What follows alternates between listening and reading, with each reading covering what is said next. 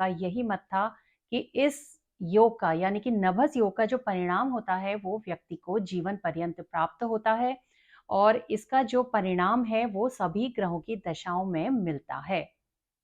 जो नभस योग होते हैं वो मुख्यतया 32 प्रकार के होते हैं। इनको हम 4 श्रेणियों में बांटते हैं। तो जो सबसे पहली श्रेणी है वो है आश्रय योग। नमस्कार, astrology I of the Vedas में आपका स्वागत है। हमारा जो ज्योतिष शास्त्र है वो वेदों का एक अंग है। वेदों के 6 अंग होते हैं मुख्य रूप से: शिक्षा, कल्प, निरुक्त, व्याकरण, छंद और ज्योतिष। और ज्योतिष जो वेदों का छठा अंग होता है, इसे वेदों के चक्षु के नाम से भी जाना जाता है, यानी कि वेदों की आंखें। ज्योतिष शास्त्र वेदों की आंखें हैं और हमारे ज्योतिष शास्त्र का जो क्षेत्र है वो इतना ज्यादा व्यापक है कि शायद हम एक जन्म में भी ज्योतिष शास्त्र की पूर्ण शिक्षा ग्रहण ना कर सकें। ये जन्मों तक व्यक्ति के साथ जाता है, उसके साथ चलता है। अगर आप इस जन्म में ज्योतिष शास्त्र में आपका बहुत इंटरेस्ट है, आप उसे पढ़ते हैं, तो ये चीज कहीं ना कहीं आपके साथ अगले जन्म में भी जरूर जाएगी, आगे के जन्मों में भी ये चीज जाती है। ये एक ऐसा ज्ञान है जो सीधे वेदों से बाहर आया है। और आज का जो हमारा टॉपिक है वो बहुत ही ज़्यादा इंटरेस्टिंग है। ये ज्योतिष शास्त्र का एक बिल्कुल अनुपम विषय है। आपने ज्योतिष शास्त्र की जो कॉमन विषय होते हैं उनके बारे में बहुत सुना होगा। आपने बहुत सारे राजयोग भी आप लोग जानते होंगे, केंद्रों के द्वारा, त्रिकोणों के द्वारा बनने वाले, ग्रहों के द्वारा बनने वाले। लेकिन जो आज का हमारा टॉपिक है वो इनसे बिल्कुल अलग है। और आज का हमारा जो टॉपिक है वो है नभस योग। इसके बारे में काफी कम लोगों को जानकारी होती है, लेकिन ये इतने अच्छे योग हैं। इन योगों में और जो बाकी राजयोग बनते हैं उनमें मुख्य रूप से एक अंतर होता है, और वो अंतर है कि ये राजयोग जो नभस योग के द्वारा बनते हैं वो व्यक्ति को पूर्ण रूप से फल देते हैं, पूरे जीवन भर ये अपना फल देते हैं। और सबसे बड़ी चीज ये है कि इन योगों का फल प्राप्त करने के लिए किसी भी दशा की अनिवार्यता नहीं होती है। हर ग्रह की दशा में ये अपना फल देते हैं, जबकि आपको राजयोगों का फल तब मिलता है जब उन ग्रहों की दशा आती है। जैसे आपका गज केसरी योग है, गज केसरी योग गुरु और चंद्रमा के द्वारा बनता है, तो उसके फल आपको गुरु या चंद्रमा की दशा में मिलते हैं। लेकिन नभस योग में ऐसा नहीं होता है, इसीलिए ये बहुत ज्यादा स्पेशल योग हैं। तो आज से नभस योगों की एक सीरीज शुरू की जा रही है और ये आज उसका पहला वीडियो है। आगे इसके और भी बहुत से वीडियो आएंगे। तो सबसे पहले हम ये जान लेते हैं कि इस योग का उल्लेख हमें कहाँ मिलता है। इस योग का उल्लेख हमें बृहद पराशर होरा शास्त्र के साथ साथ ज्योतिष के जितने भी अन्य ग्रंथ हैं लगभग सभी में मिलता है। और इस योग में राहु केतु को शामिल नहीं किया जाता है। और महर्षि पराशर जो थे उनका यही मत था कि इस योग का यानी कि नभस योग का जो परिणाम होता है वो व्यक्ति को जीवन पर्यंत प्राप्त होता है और इसका जो परिणाम है वो सभी ग्रहों की दशाओं में मिलता है। जो नभस योग होते हैं वो मुख्यतया 32 प्रकार के होते हैं। इनको हम 4 श्रेणियों में बांटते हैं। तो जो सबसे पहली श्रेणी है वो है आश्रय योग। आश्रय योग जो होते हैं वो 3 प्रकार के होते हैं। 3 ये हो गए, उसके बाद 2 दल योग हो गए, और 20 जो होते हैं वो आकृति योग होते हैं, और 7 सांख्य योग होते हैं, और ये टोटल मिलाकर के 32 नभस योग बन जाते हैं। तो आज हम सबसे पहले इसमें आश्रय योग जो 3 तरीके के होते हैं उनके बारे में बिल्कुल विस्तार से जानकारी प्राप्त करेंगे, और आप लोग भी अपनी जन्मपत्री में इस योग को देखिएगा।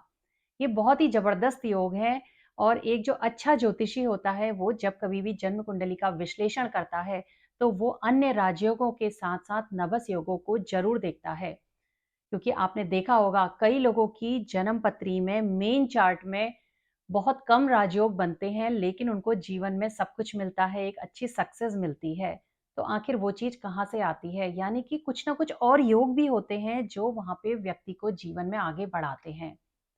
हालाँकि उसमें हम नवांश में जाके भी देखते हैं, नवांश में इम्प्रूवमेंट हो जाता है, लेकिन मेन कुंडली में भी कहीं न कहीं छिपे हुए नभस योग होते हैं, जो हमें मालूम ही नहीं होते हैं, जिनके बारे में आज से हम जानेंगे।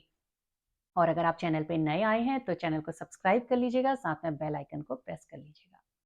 आश्रय का अर्थ होता है जिस स्थान पे वास हो। चर, स्थिर और द्विस्वभाव राशियों में आश्रय वश बनने के कारण ये योग आश्रय योग कहलाते हैं। और ये 3 तरीके के होते हैं।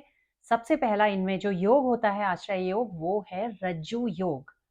दूसरा इसमें जो श्रेणी है वो है मूसल योग, और तीसरी जो श्रेणी है वो है नल योग। तो चलिए बोर्ड में हम जानते हैं इन योगों को।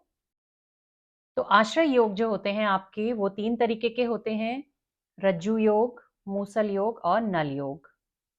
रज्जु योग का निर्माण कैसे होता है? जब किसी भी जन्मपत्री में आप देखते हैं कि अधिकतम ग्रह चर राशियों में स्थित होते हैं, तो वहां पे रज्जु योग का निर्माण हो जाता है। चर राशियां आपकी होती हैं 1, 4, 7, 10, यानी कि मेष राशि, कर्क राशि, तुला राशि और मकर राशि। अगर इन राशियों में आप देखते हैं कि आपके अधिकतम ग्रह 7 के 7 ग्रह भी कई बार आ जाते हैं। यहाँ पे राहु केतु को हमने नहीं लेना है, मैंने पहले ही आपको बताया है, वो छाया ग्रह हैं। तो अगर अधिकतर ग्रह आपके 1, 4, 7, 10 में आ जाते हैं, 6 ग्रह, 7 ग्रह या 5 ग्रह भी आ जाते हैं, तो वहां पे रज्जु योग का निर्माण हो जाता है। तो यहाँ पे जो आपने नंबर लेना है वो भावों को नहीं लेना है, बल्कि भावों में जो नंबर लिखे होते हैं आप देख लीजिए, ये एक नंबर कहीं भी हो सकता है, यहाँ भी, यहाँ भी, यहाँ भी। तो ये लेना है, मेष राशि, कर्क, तुला और मकर को हमने यहाँ पे लेना है। अब इसके फल क्या होंगे? अब इसके फल व्यक्ति को जीवन भर मिलेंगे। आप एक तरह से समझिए कि ये व्यक्ति का नेचर बता देता है। अगर रज्जु योग बन रहा है किसी की जन्म पत्री में, तो आपको ये पता लग जाएगा कि ये जो व्यक्ति है ये भ्रमणशील स्वभाव का है। इसको एक जगह रहना पसंद नहीं होता है। ऐसे व्यक्ति कहीं ना कहीं घूमते रहते हैं, इधर उधर जाते रहते हैं, कई बार व्यर्थ में घूमते हैं, कई बार काम के सिलसिले में घूमते हैं, लेकिन भ्रमणशील रहते हैं। इनका जो नेचर होता है वो भी इसी तरीके का होता है। तो एक तरीके से ये व्यक्ति का नेचर भी ये योग बता देता है। दूसरा, ये योग किसी की भी जन्म पत्री में अगर बन रहा है तो वो व्यक्ति देखने में सुंदर होता है, खास तौर पे जब ज्यादा से ज्यादा ग्रह इन राशियों में आ जाते हैं तो वो देखने में भी सुंदर होता है। ये फल भी जीवन भर के लिए होता है। और ऐसे जो लोग होते हैं वो अपनी मातृभूमि से दूर जाने से ज्यादा सुखी होते हैं, यानी कि उनको ज्यादा सक्सेस तब मिलती है जब वो अपने जन्मभूमि से दूर किसी दूसरे स्थान पे अपना व्यवसाय या जॉब अगर करते हैं। और इसमें यह भी कहा गया है कि ऐसे लोगों का जो स्वभाव होता है वो क्रूर होता है, यानी कि ऐसे लोग कई बार दूसरों के साथ बहुत अच्छे तरीके से पेश नहीं आ पाते हैं। देखिए आप इसको देखिएगा कि यहाँ पे हम क्रूर स्वभाव को उस रूप में नहीं लेंगे कि भाई वो बहुत दुष्ट होता है, ऐसे नहीं लेना है आपने। क्रूर का मतलब ये होता है यहाँ पे कि अगर कोई व्यक्ति आपके साथ अगर कोई बुरा व्यवहार कर रहा है, तो कई लोग तो उसका जो है जवाब जो है बहुत आसानी से या बहुत प्यार से दे देते हैं, लेकिन कई लोग जो है जैसा दूसरा करता है उसके साथ वैसे ही करते हैं। तो आपको इस तरीके से ले सकते हैं। या क्रूर का मतलब है कि कोई व्यक्ति अपने अंडर में काम करने वाले लोगों से थोड़ा स्ट्रिक्ट होके काम करवा रहा है, तो इस रूप में ये फल सामने आता है। तो ऐसा व्यक्ति क्रूर स्वभाव का हो सकता है। और यहाँ पे इन लोगों के जो थॉट्स होते हैं वो चेंज होते रहते हैं।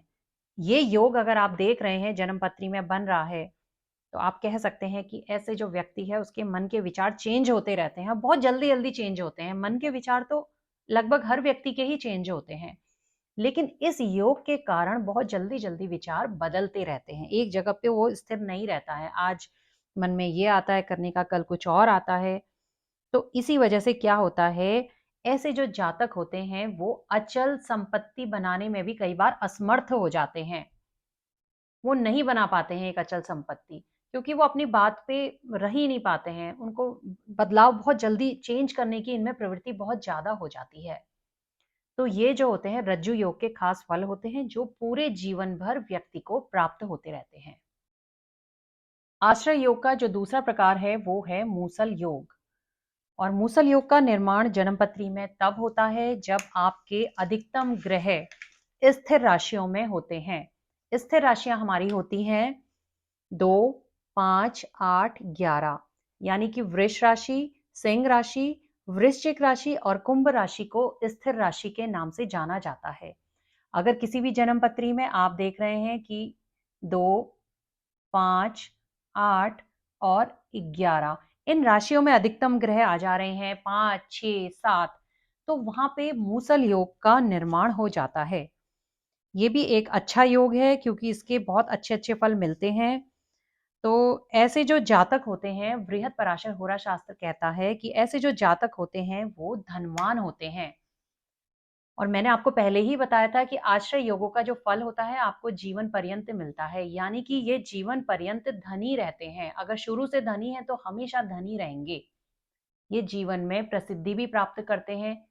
प्रसिद्धि इस रूप में भी मिल सकती है कि जैसे अपने दोस्तों के बीच ये लोकप्रिय होते हैं, अपने रिश्तेदारों में लोकप्रिय होते हैं। प्रसिद्धि का अर्थ हमेशा आप इस रूप में ना लें कि वो वर्ल्ड फेमस ही हो जाएगा। प्रसिद्धि छोटे रूप में भी आती है, प्रसिद्धि बड़े रूप में भी आती है। फिर वो इंडिविजुअल के चार्ट पे निर्भर करती है। अगर चार्ट बहुत ज़्यादा स्ट्रांग है तो प्रसिद्धि बड़े रूप में आपको प्राप्त होगी। तो इसका पहला फल तो यही है कि ऐसे जो जातक हैं वो धनवान होते हैं, ऐसे जातक प्रसिद्ध होते हैं और ऐसे जातक कहा जाता है कि काफ़ी नॉलेजेबल भी होते हैं, अच्छी नॉलेज रखते हैं। आप देखिए ना, स्थिर राशियों में होने से कितना फ़र्क आ जाता है। व्यक्ति के जो विचार हैं, अपने विचारों में स्थिर रहता है, जो सोचता है उस पे कायम रहता है, काम करता है और इनका जो एक लक्ष्य होता है, अगर वो निर्धारित करके अगर इनकी इच्छा शक्ति भी मजबूत है, तो ये अपने लक्ष्य को भी प्राप्त कर लेते हैं, बहुत आसानी से प्राप्त कर लेते हैं। और इनकी जो नेचर होता है, वो ज़्यादातर एक ही स्थान पे रहने का होता है। मतलब ये बदलाव को बहुत जल्दी स्वीकार नहीं कर पाते हैं। अपने उद्देश्य पे काम करने की एक अच्छी क्षमता होती है इनके अंदर कि भई हमारा जो ये एक लक्ष्य निर्धारित है, ये हमने प्राप्त करना है। और पाराशर ऋषि के अनुसार ऐसा जो व्यक्ति होता है, वो सम्मान से, ज्ञान से और धन से युक्त होता है। तो आश्रय योग का जो मूसल योग जो दूसरा प्रकार है, इसके फल बहुत ज़्यादा अच्छे हैं। जो रज्जु योग हमने पढ़ा था, उससे ज़्यादा अच्छे जो फल हैं, वो मूसल योग के हैं। आश्रय योग का जो तीसरा प्रकार है, वो है नल योग। जब किसी भी जन्मपत्री में ज्यादा से ज्यादा ग्रह या सारे ग्रह द्विस्वभाव राशियों में आ जाते हैं तो वहां पे नल योग का निर्माण हो जाता है। द्विस्वभाव राशियां आपकी होती हैं 3, 6, 9, 12, यानी कि आपकी मिथुन राशि, कन्या राशि, धनु राशि और मीन राशि। जब आप देखते हैं किसी भी जन्मपत्री में 5 ग्रह, 6 ग्रह या सातों के सातों ग्रह इन राशियों में आ जाते हैं, 3, 6, 9, 12 में, किसी एक में, किसी दो में, तीनों में या चारों में भी बट सकते हैं। ऐसा नहीं है कि चारों में बराबर होने चाहिए। तो वहां पे नल योग का निर्माण हो जाता है। ये एक ऐसे योग होते हैं जो जन्मपत्री में पढ़ने पड़ते हैं, ये अलग तरीके से बनते हैं। तो यहाँ पे राशियों को देखा जाता है, किन राशियों में ग्रह हैं। तो रज्जु योग में आपने देखा था कि चर राशियों की प्रधानता थी। मूसल योग में आपने देखा था कि हमारी स्थिर राशियों की प्रधानता थी और नल योग में हम द्विस्वभाव राशियों को देखते हैं। अगर यहाँ पे आपके ज्यादा ग्रह आ जा रहे हैं तो उस जन्मपत्री में नल योग का निर्माण हो जाता है। अब पाराशर ऋषि ने इसके जो फल बताए हैं उनका ये कहना है कि ऐसा जो जातक होता है वो असंतुलित धन संपत्ति वाला होता है।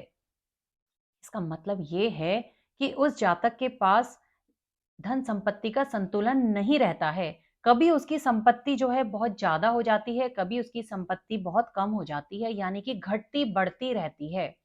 उसमें एक संतुलन नहीं होता है कि हमेशा एक सी रहती है। कई बार व्यक्ति के पास बहुत धन होता है लेकिन किसी कारणवश उसको धन की हानि हो जाती है, या कई बार व्यक्ति के पास धन की कमी होती है लेकिन उसको अचानक बहुत ज्यादा धन लाभ हो जाता है।